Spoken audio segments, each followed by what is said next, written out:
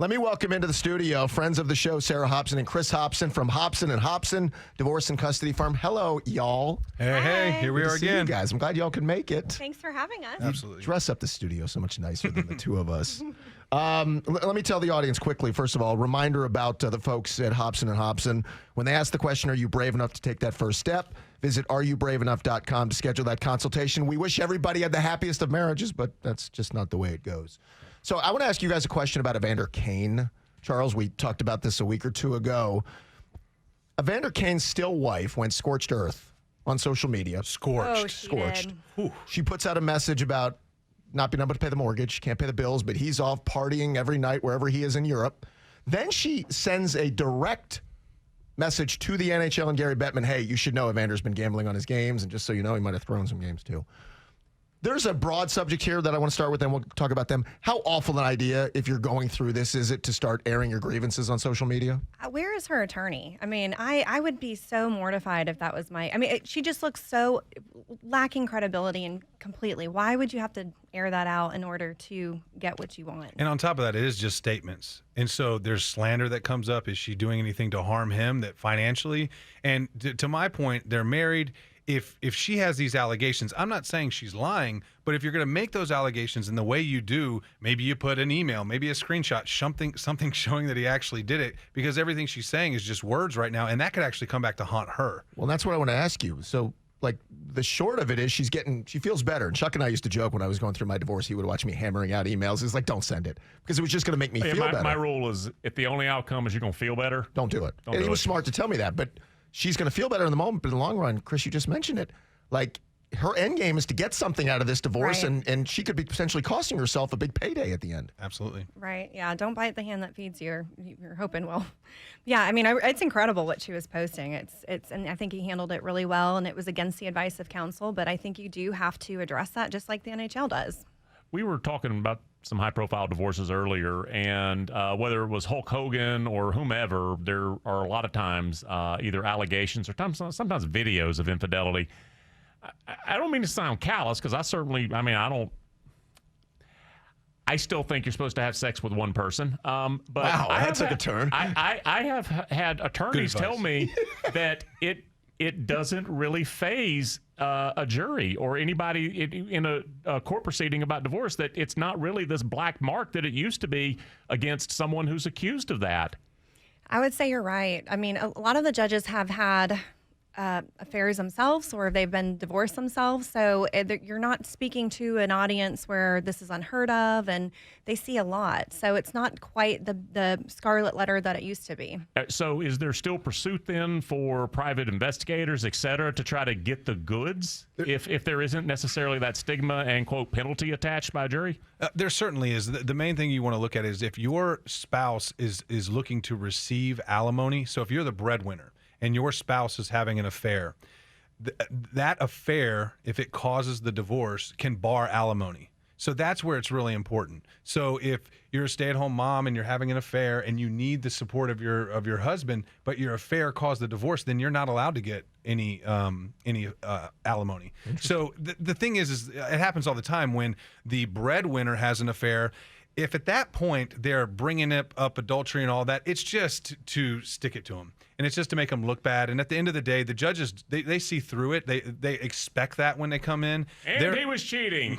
Let's stay with the legalities here. Great, because they're worried about the kids and they're worried about splitting up the money and everyone be, as quickly as they can do it and most efficiently. So, yes, is there a lot of evidence about an affair? It's becoming very, very minuscule as far as on the totem pole of how important the things are. Would you say, though, it does factor in somewhat as far as division of assets, or it absolutely can. So that is true as well. If the conduct of the parties. If someone's having an affair, then they can receive a larger. Well, the judges will lean towards giving them a larger portion of the estate. So maybe they'll give them 55% instead of just 50% or 60%. Sort of the penance for getting caught. The side piece penalty. The law says they're not allowed to penalize them for it, but I sure think giving them a larger piece of the estate is a penalty. But who am I?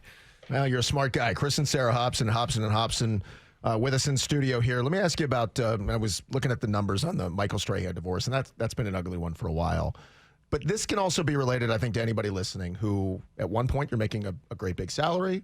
due to circumstances, whether it's a pandemic or a job change, those things can change. So what do we talk about when we're talking about child support, either reductions or just numbers changing? How does that work? It's very interesting that you're asking this question. Just today, I got an email from the Georgia Bar that the Commission on Child Support is asking for public comment on the child support statute.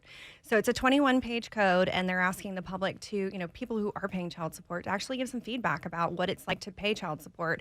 If you'd like to read that, you can go to our Facebook page, look at our current offers, and there's a free offer to get the actual child support table and the link to leave your feedback. But you're talking about, there's a table. Basically, they're looking at the gross incomes of the party and figuring out how much the children are with whom. And with COVID, a lot of people's income has been affected. And, a lot of people are having a really hard time making those child support So what are the courts doing in that case when, salary reduction or you're just out of a job? Are they pretty willing? Oh, absolutely. Okay. So out of a divorce, you have a settlement agreement. That settlement agreement is locked in stone.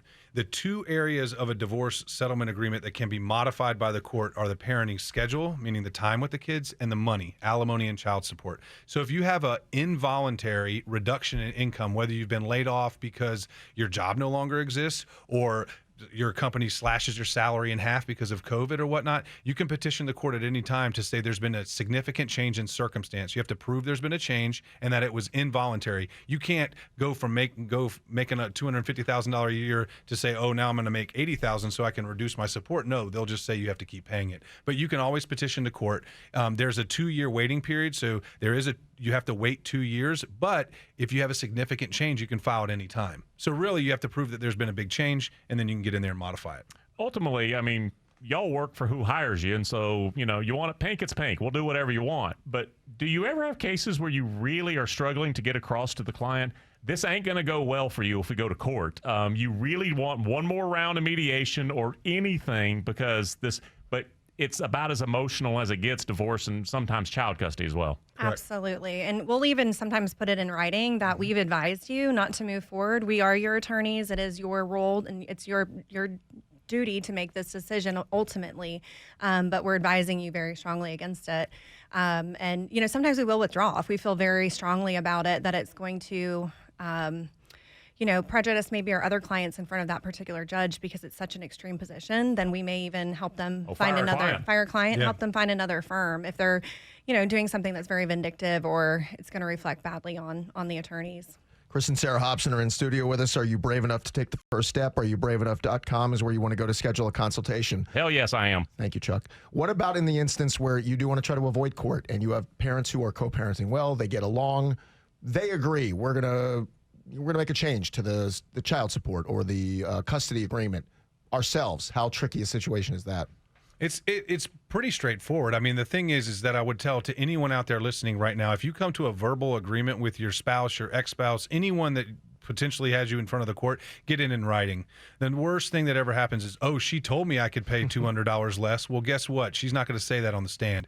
So if you get in writing, then it's not that it automatically, you're still court ordered to pay the same amount, but you have something in writing to show that she agreed to it. So therefore, if she ever tries to say you didn't, then you have that. And you can always hire an attorney to draft up a consent where you both just sign it. But that's not as simple as we're just going to both sign a piece of paper. It does have to be notarized or court approved, that type of thing. To make it official. So if you're paying $1,000 in child support and your wife agrees to reduce it to $500, that's great. You're only paying $500, but you're still owed $500 every single time. Now, the court won't punish you for that, but it's still owed, even if she agrees. So even when she gets an agreement, you need to call an attorney, call our office, and we can write up the paperwork for you and have her sign it. Make it official because, you could be looking at $20,000, $30,000 down the road 5 years, and you thought you had an agreement the whole time.